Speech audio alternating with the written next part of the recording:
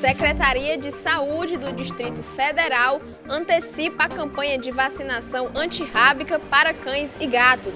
Estado do Ceará registra predominância das sublinhagens BA4 e BA5 da Ômicron. Aproximadamente 21 estados e o Distrito Federal anunciam a redução do ICMS. Pequenos negócios movimentam cerca de 420 bilhões de reais por ano no Brasil. A pauta é política, o noticiário internacional e as imagens que marcaram esta quarta-feira. Tudo isso e muito mais agora no União Brasil.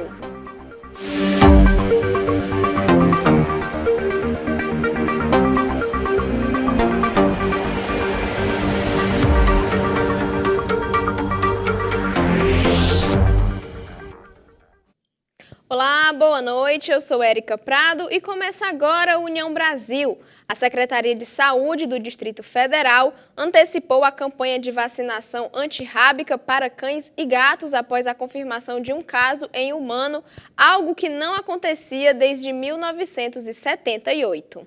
A Secretaria de Saúde do Distrito Federal confirmou na última terça-feira um caso de raiva humana. Após o comunicado, o governo do Distrito Federal decidiu antecipar a campanha de vacinação antirrábica, oferecendo doses para cães e gatos a partir desta quarta-feira. De acordo com o Ministério da Saúde, a raiva é uma doença infecciosa viral aguda grave, que acomete mamíferos, inclusive o homem, e caracteriza-se como uma encefalite progressiva e aguda com letalidade de aproximadamente 100%. O animal doméstico deve ser vacinado a partir dos 3 meses e é necessário que a imunização seja reforçada anualmente.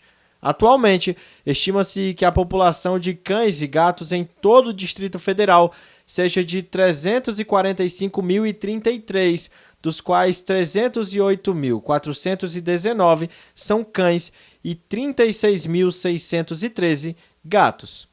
Ainda de acordo com a pasta, a raiva é de extrema importância para a saúde pública devido ao seu alto grau de letalidade, por ser uma doença passível de eliminação no seu ciclo urbano transmitido por cão e gato, e pela existência de medidas eficientes de prevenção, como a vacinação humana e animal.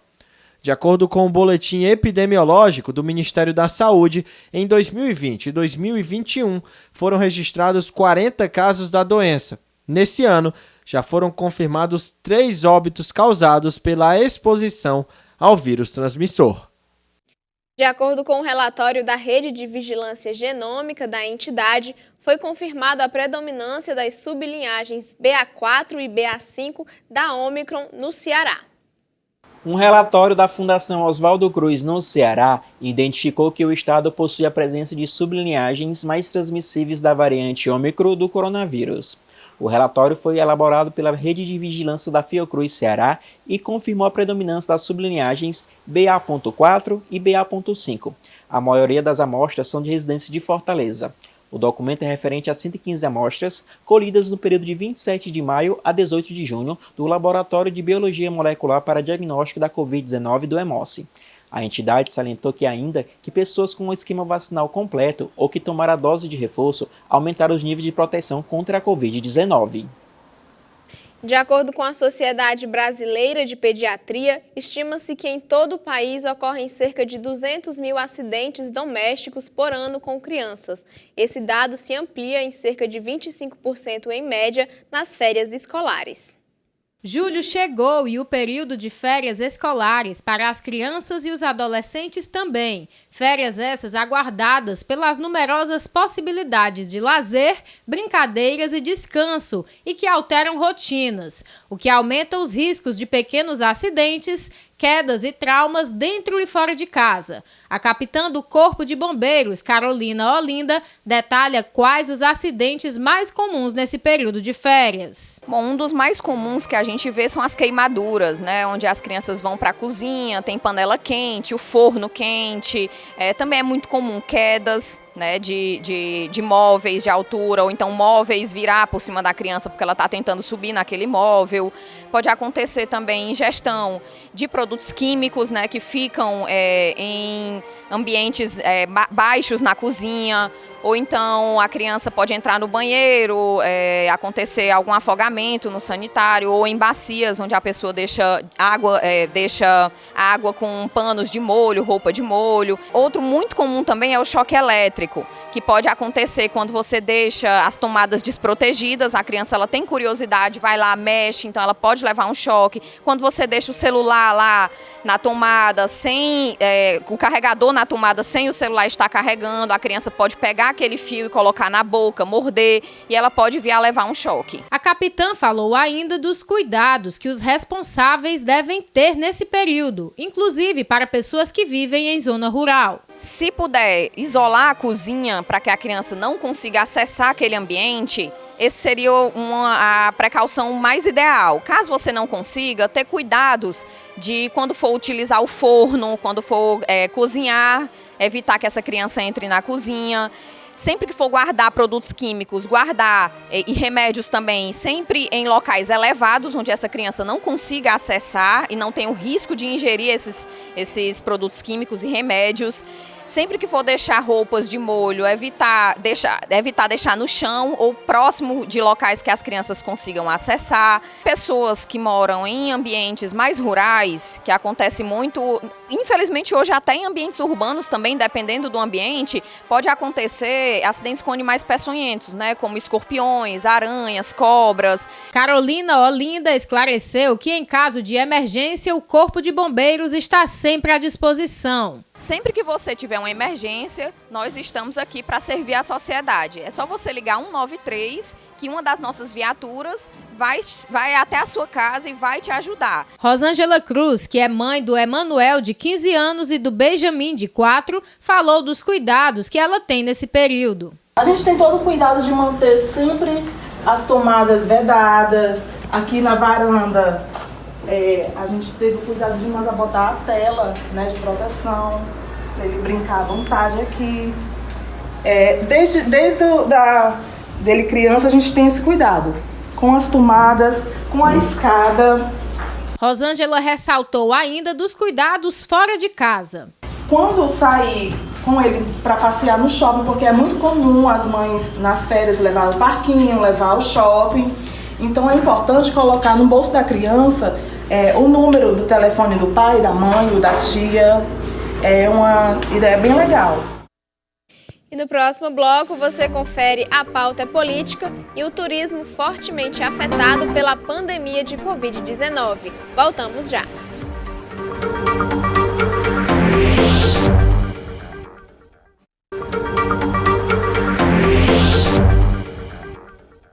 Relator recomenda a aprovação da PEC de auxílios sociais na Câmara. Comissão quer federalização e investigações sobre mortes de Bruno Pereira e Dom Phillips. Assuntos para a pauta política.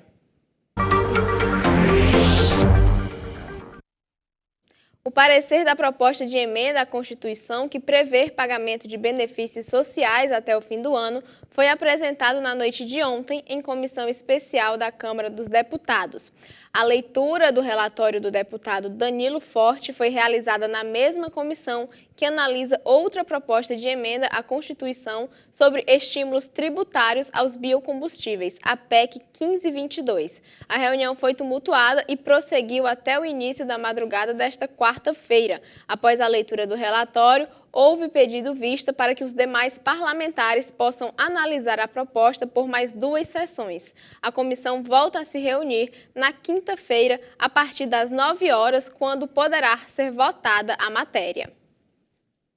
E a comissão temporária que investiga os assassinatos do indigenista Bruno Pereira e do jornalista Dom Phillips no dia 5 de junho aprovou nesta quarta-feira o relatório sobre a diligência em Atalaia do Norte e Tabatinga feita na semana passada. Com base no relatório, a comissão vai pedir à Justiça Federal e ao Ministério Público a federalização das investigações. O colegiado também defenderá que a apuração sobre o assassinato do funcionário da FUNAI, Maxiel Pereira, em 2019, seja anexado à investigação, assim como dados sobre as ameaças relatadas desde o início do ano no Vale do Javari, onde ocorreram as mortes de Bruno e Dom. De acordo com o relator da comissão, Nelsinho Trade, que recentemente se reuniu com o Procurador-Geral da República, Augusto Aras, o Ministério Público Federal tem o mesmo entendimento sobre a federalização das investigações. E o saque do FGTS extraordinário terminou no dia 15 deste mês. Mesmo com o fim do pagamento, os trabalhadores com direito ao saque ainda podem resgatar a quantia. O calendário de pagamento do saque extraordinário do Fundo de Garantia por Tempo de Trabalho terminou no dia 15 de junho, mas quem ainda não sacou o benefício pode resgatar o valor até 15 de dezembro deste ano. O pagamento foi creditado automaticamente na conta poupança digital do aplicativo Caixa Tem. De acordo com a Caixa Econômica Federal, se não ocorrer a utilização, os valores retornarão à conta do FGTS com a devida correção. Quem ainda não recebeu o crédito do saque extraordinário do FGTS de forma automática poderá solicitá-lo por meio do aplicativo FGTS, também até o dia 15 de dezembro de 2022. Todos os trabalhadores com saldo disponível do FGTS têm direito ao saque de até R$1.000. Ao todo, foram liberados 30 bilhões de reais para 42 milhões de trabalhadores com direito ao saque. Quem antecipou o saque aniversário do FGTS e ficou com o valor bloqueado na conta não poderá retirá-lo nesta etapa. Isso ocorre porque a nova rodada de saque só poderá ser feita para contas com recursos liberados. E aproximadamente 21 estados e o Distrito Federal anunciaram a redução do ICMS. A mudança vem após uma lei aprovada no Congresso em junho deste ano, que limita 17% a alíquota sobre a gasolina, diesel, energia elétrica e outros insumos. Cerca de 21 estados e o Distrito Federal anunciaram a redução do imposto sobre circulação de mercadorias e prestação de serviços sobre combustíveis. Entre eles, Alagoas, Amapá, Amazonas, Bahia, Ceará, Espírito Santo, Goiás, Maranhão, Minas Gerais, Pará, Paraíba, Paraná, Pernambuco, Rio de Janeiro, Rio Grande do Sul, Rio Grande do Norte, Rondônia, Roraima, Santa Catarina, São Paulo, Sergipe e Distrito Federal. A mudança vem após uma lei aprovada no Congresso em junho deste ano, que limita a 17% a alíquota sobre a gasolina, diesel, energia elétrica e outros insumos. Antônio José, assessor de economia do Sindipostos, detalhou quais os impactos no bolso do consumidor. Se a gente comparar o bolso do consumidor como uma pessoa, estão todos morrendo de rir, porque está começando a sobrar dinheiro para ele consumir em outras atividades da economia. O dinheiro que ele gastaria em gasolina, em combustível, ele vai passar a gastar no supermercado, usar no shopping center, na diversão. O assessor de economia falou ainda que aqui no Ceará o valor do combustível pode reduzir ainda mais quando for posto em prática pelo governo do estado a redução do imposto. Existe o produto que vem da Petrobras, o produto que vem do exterior, o produto que vem de outros fornecedores. Então a gente pode dizer uma média do que vai cair. Vai cair ainda mais em torno de 70 a 90 centavos, R$1, afora o que já caiu. Já pensou? A gente vai ter uma gasolina bem em conta. Andréia Gurgel, maquiadora, deu sua opinião sobre a redução do valor do combustível. Baixou, mas não baixou o suficiente porque o nosso salário não aumentou, né? A gente está rodando menos, está comendo pior, né? Está cortando alguns luxos, né? Umas saídas, então a gente está vivendo para trabalhar. Quanto mais rápido reduzir, melhor fica o nosso poder de compra e a gente pode voltar a ter uma vida minimamente normal, né? Vandenberg Almeida, economista, falou sobre a perda de arrecadação por parte do Estado em relação à redução desse imposto. Mostra-se uma preocupação muito forte em relação aos estados. Os estados têm muito do seu orçamento atrelado à questão do ICMS. Então, uma perda de receita como essa vai acabar mexendo com a questão dos seus investimentos. Investimentos esses na área da saúde, na área de educação.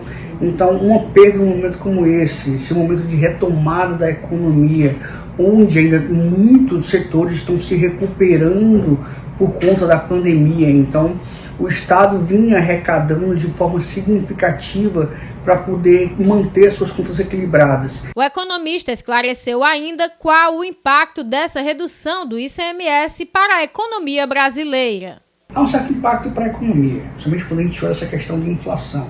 A inflação no Brasil hoje é um pouco desequilibrada, então quando a gente pensa e começa a verificar essa questão do teto do ICMS, isso vai trazer um ganho significativo, pelo menos aí entre 1 a 1,5, uma queda de pontos percentuais na questão de inflação.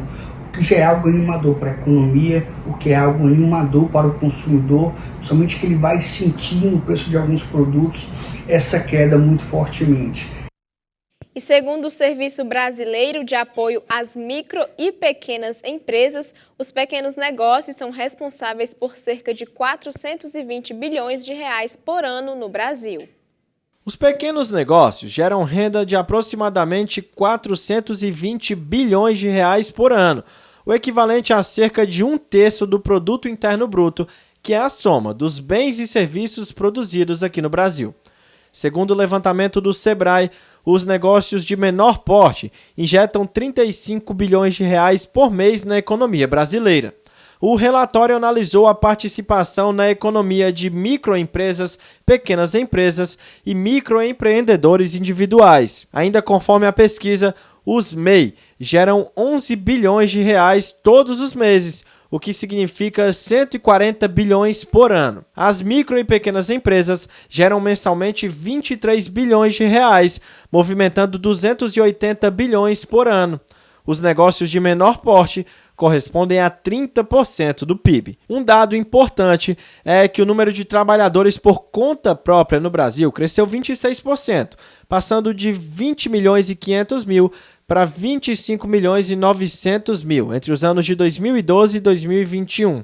Nesse mesmo período, o número de formalizações entre os microempreendedores individuais passou de 2 milhões e 600 mil para 11 milhões e 300 mil, uma alta de 323%. Isso significa um crescimento 12 vezes maior entre os microempreendedores individuais comparado com os donos de negócios que não se formalizaram. E no próximo bloco, o noticiário internacional e as imagens que marcaram esta quarta-feira.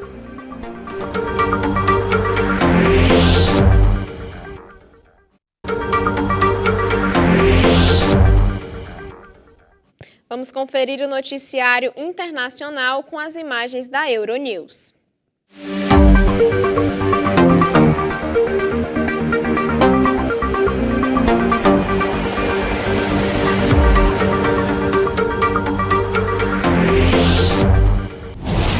Na fábrica da Ferrero, em Arlon, na Bélgica, está tudo pronto para a reabertura. O local esteve fechado durante 3 meses após a descoberta da bactéria Salmonella na linha de produção dos produtos de chocolate Kinder. O período de encerramento foi utilizado para a limpeza de toda a instalação. 1.000 peças e quase 300 metros de tubo foram desmontados, desinfetados e remontados. Em junho, o escritório da Ferrero foi revistado a pedido da Justiça belga. As consequências econômicas para a empresa ainda são desconhecidas. Na Macedônia do Norte, continuam os protestos contra a solução de compromisso para resolver o litígio com a Bulgária, que tem bloqueado a adesão do país à União Europeia. Desde o início das manifestações do sábado, dezenas de policiais foram feridos e vários manifestantes foram presos. Na última terça-feira, o presidente do Conselho Europeu pediu à Macedônia do Norte para aceitar a proposta da presidência francesa da União Europeia. Mais uma vez, o vosso país tem a oportunidade de se tornar um pioneiro no alargamento e estas reformas vão aproximá-los da União Europeia, disse Charles Michel, garantindo que o país pode contar com o apoio financeiro e político do bloco. Com uma população de 5 milhões, a Irlanda recebeu 35 mil ucranianos desde o início da guerra, mas os problemas de alojamento têm levado a uma multiplicação de apelos à limitação do fluxo de refugiados. Estudos recentes revelam que o número de imigrantes que chegaram ao país, vindos da Ucrânia, mas também da Líbia e Síria, entre outros países, ultrapassou o número de alojamentos no mercado, um forte aumento da procura e oferta que tem tido como consequências grandes subidas nos preços das casas. Mas ainda assim, o primeiro-ministro defende a política de acolhimento e diz ser uma característica do povo irlandês. Vamos conferir agora as imagens que marcaram esta quarta-feira. O Superior Tribunal de Justiça confirmou a regra do Código de Trânsito Brasileiro que exige a comprovação do exame toxicológico negativo para a obtenção e renovação das categorias C, D e E da Carteira Nacional de Habilitação. O julgamento foi realizado em 8 de junho pela primeira sessão do STJ. O acórdão da decisão foi publicado no dia 15 de junho. Os ministros atenderam o recurso apresentado pela União em defesa do CTB e derrubaram decisões da Justiça Federal que suspenderam a exigência do exame negado. O resultado da segunda chamada regular deste ano para o Sistema de Seleção Unificada, o SISU, será divulgado hoje no site Acesso Único do Ministério da Educação. As inscrições para esta edição do SISU terminaram na última sexta-feira. Serão preenchidas 65.932 vagas para mais de 2.000 cursos de graduação em 73 instituições públicas de ensino superior. Após a divulgação do resultado, os candidatos têm de 13 a 18 de julho para se matricular no curso de ensino superior em que for aceito. A consulta das vagas disponíveis foi aberta em 15 de junho. Também começam nesta quarta-feira as inscrições para a lista de espera do SISU 2022.2. Os estudantes têm até 18 de julho para manifestar interesse no portal do Acesso Único. Pode se inscrever quem não foi selecionado na chamada regular ou em nenhuma das duas primeiras opções de curso.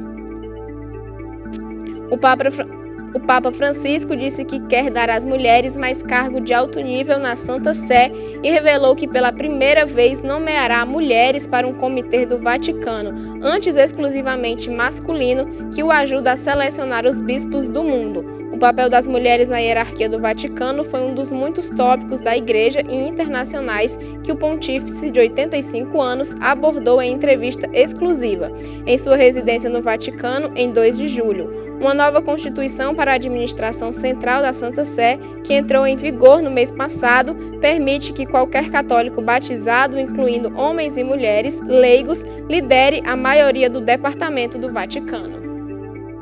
E fica por aqui o jornal desta quarta-feira. Se você quer ver o seu assunto ou a sua sugestão no nosso jornal, tem várias formas de participar.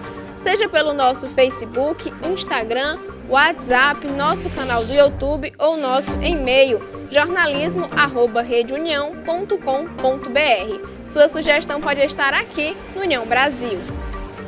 Muito obrigada pela sua companhia, uma ótima noite e até amanhã. União Brasil, informação além da notícia.